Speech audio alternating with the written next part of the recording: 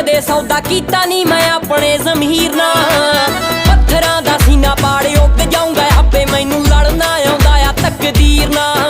ਅੱਜ ਲੱਗਦੇ ਨਾ ਕਿਤੇ ਭਾਵੇਂ ਪੈਰ ਨੇ ਹੌਲੀ ਹੌਲੀ ਆਪੇ ਪੈਰੀ ਖੜ ਜਾਊਂਗਾ।